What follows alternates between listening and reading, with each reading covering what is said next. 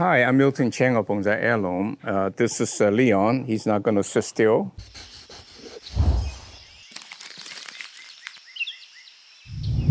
Nice day, not too hot, not too cold, but I'm wearing this very inappropriate hoodie.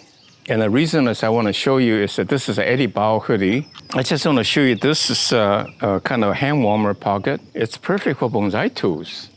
I just put all my bonsai tools, which is what I use today, in there, and I can reach down and without searching for tools that leave them out and get spoiled. So anyway, that's a good accessory to your bonsai. The theme for this Q&A today or this week is all for beginners. So if you're a beginner, I think that you could find it interesting. The first question is that if I don't have vermiculite and whatever, what kind of soil mix can I use? Well, you know, I think everybody likes to prescribe their own favorite soil, akadama, this and that, and I've been advocating 1 part sandy loam, and then a lot of people say they don't know where to find sandy loam, or peat moss and vermiculite for aeration. So keep in mind, just use your local material that satisfies the following principle. You need something to hold the tree. So in this case, I think topsoil, garden soil, everybody has.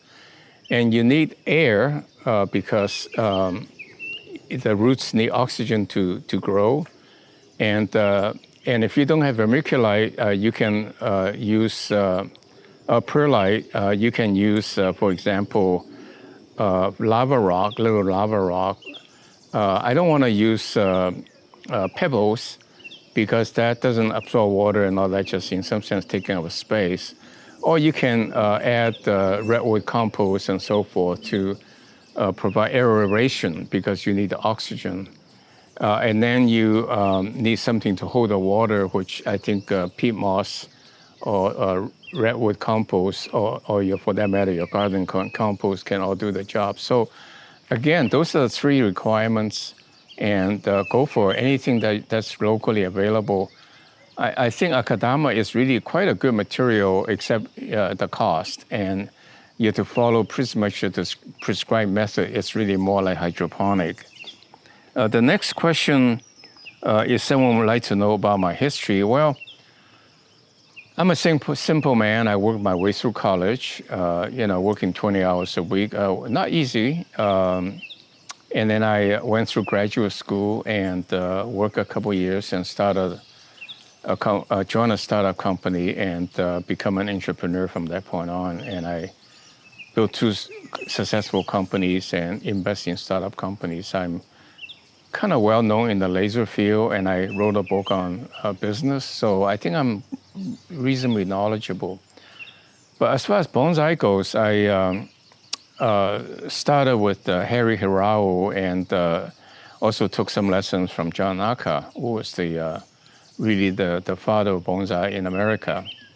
And I have to say, I listened to what teachers taught me. They insist on certain ways, and I follow them, and I think I kill a lot of trees because what they say is generally true for their situation, but may or may not apply to my case. So I think about it a lot, and I'm sharing with you what I've figured out over the years, and I think there are a lot of good ideas that you can follow as a starting point. Don't take my word for it, but extrapolate. And I've been doing for bonsai for almost 55 years. I have a book signed by John Aka, 1972, so that gives you the time frame. During my business years, it was very stressful. I worked very, very long hours, and bonsai became my relaxation. It's like meditation. And that's why I found it so beneficial that I want to promote bonsai. Please stay tuned. It's very simple. I'm just trying to be helpful. Hopefully you'll become a good bonsai expert as well. Tell me about your change of philosophy from wiring clip and grow. Well, again, I think I started with wiring. I think it's a good technique, and I still use it when I necessary. It really saves a lot of time if you want something to show nicely quickly. On the other hand, I prefer the clip and grow because it opens my mind thinking about conceptually what the tree can become. So I'm not limited by what's there, but limited by my imagination what the tree can grow into. So I recommend both. I think to start a bonsai, you really want to use the clip and grow as much as you can, and a little bit of wiring to help out, so to save you a little bit of time. But towards the end, after the tree is more or less formed, and the branches are beginning to fill out the ramification, then I think wiring a little bit just before the show and all that is an excellent way to go. So every technique is good and has limitations, so apply it judiciously.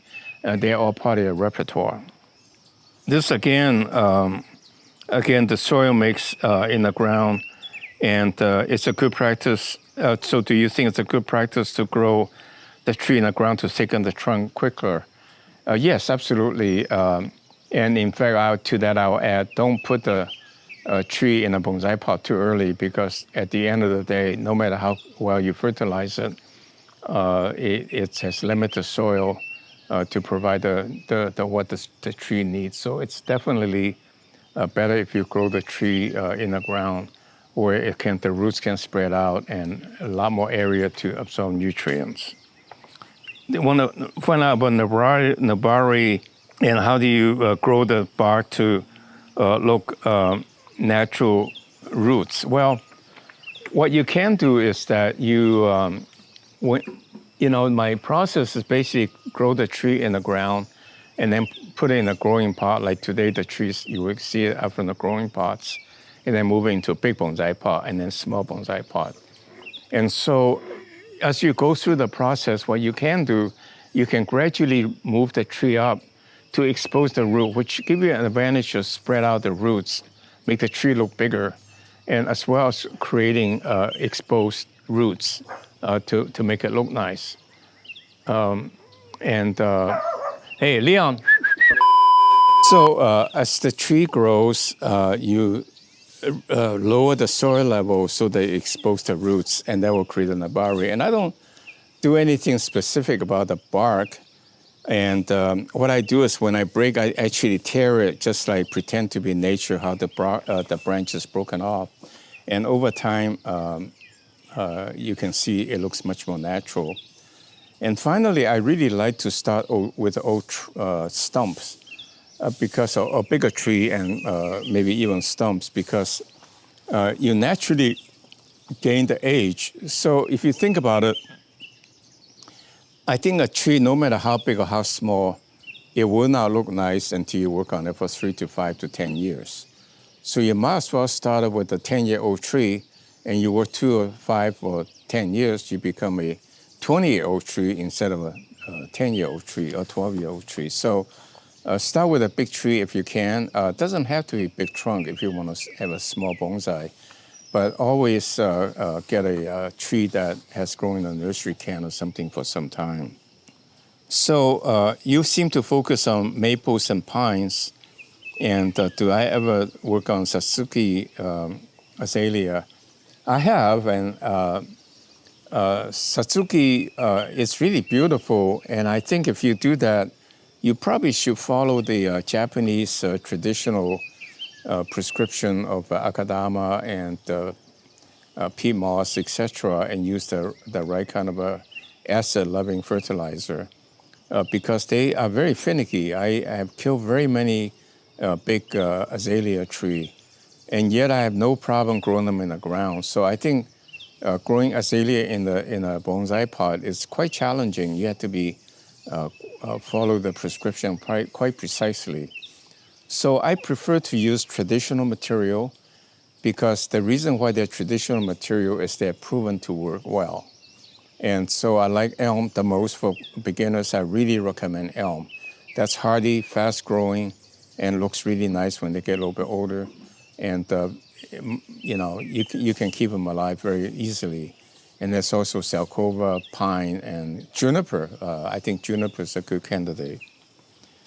I should start with the good quality pre-bonsai material, $300 to $500 range, and improve it over time, rather than making cheaper but rougher nursery material. Well, I don't know.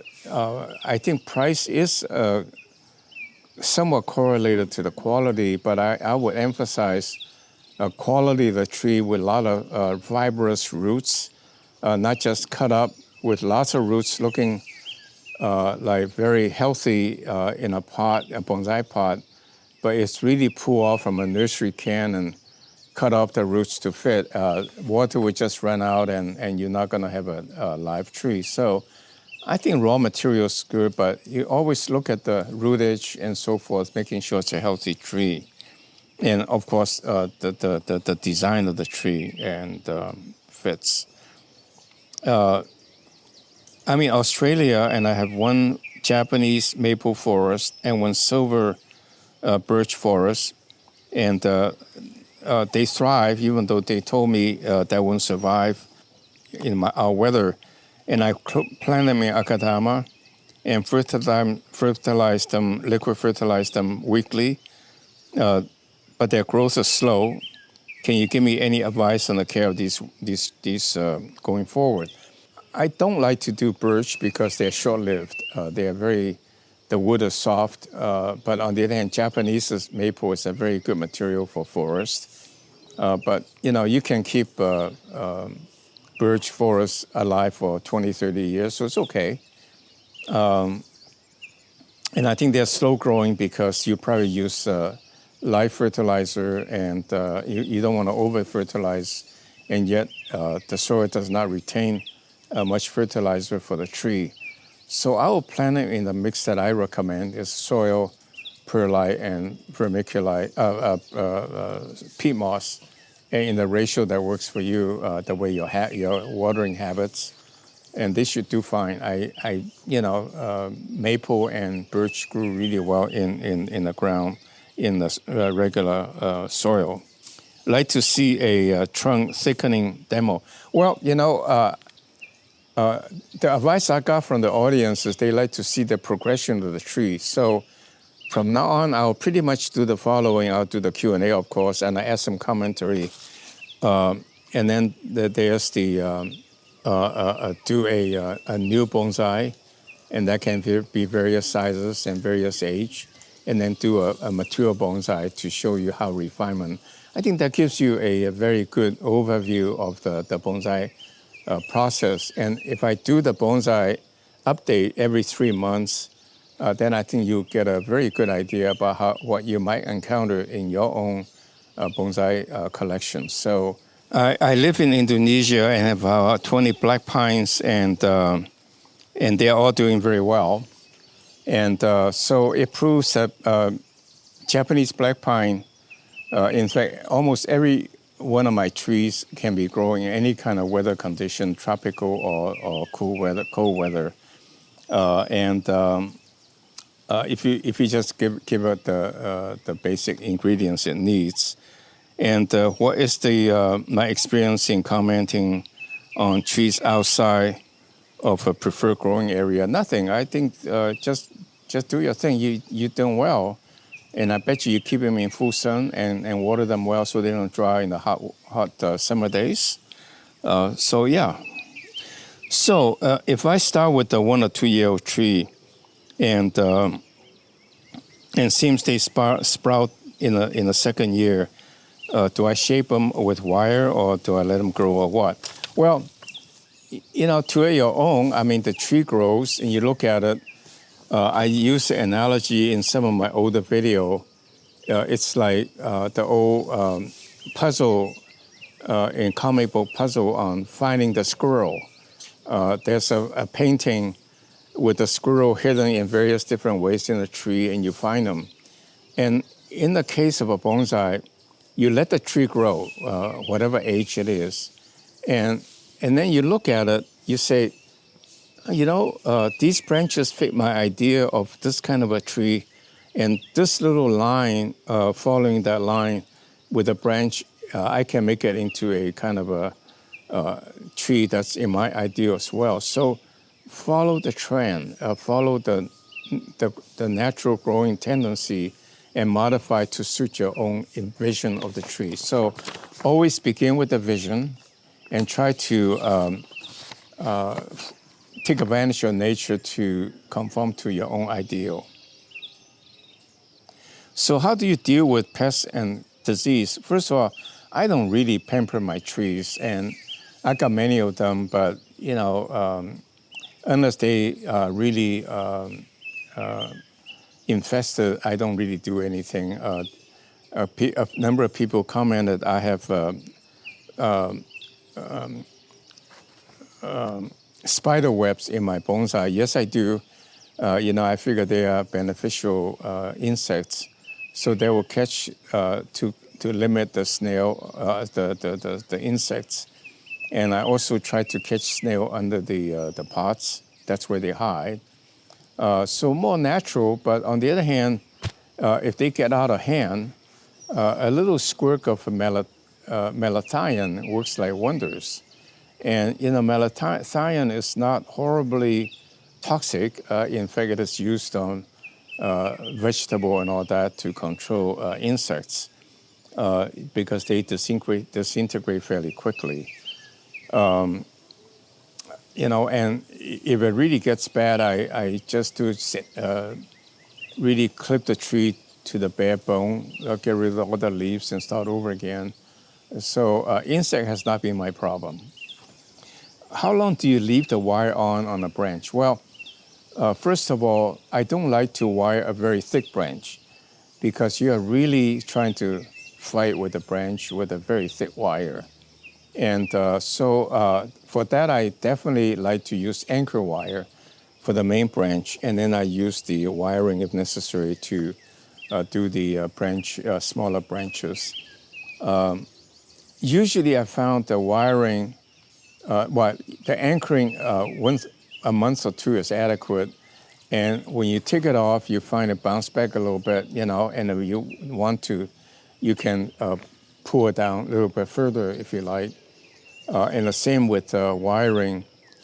For tender branch, really 4 weeks is all I will leave them on. I know many people leave them on years and they wind up scarring the tree. That's almost irretrievably damaged.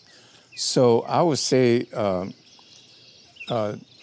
month or two, no longer, and rewire if necessary to give you additional design possibility. I recently collected a Scots pine, Yamadori. They still have plenty green needles. What the earliest stage you would know that will mate it? So this is a very good question. That's in fact applies to bonsai you buy. You buy a juniper, or you buy a pine. They will look green for a very long time, even though it was already dead.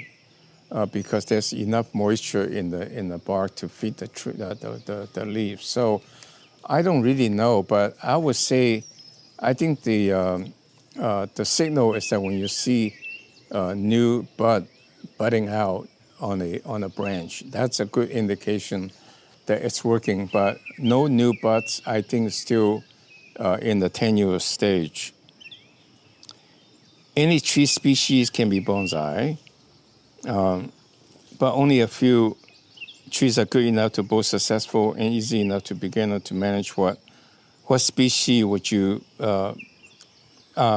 beautiful and tough? Well, as I say, pine, juniper, and I mean that in a sequence. I would say elm, juniper, Salcova, and pine, and almost anything else will work.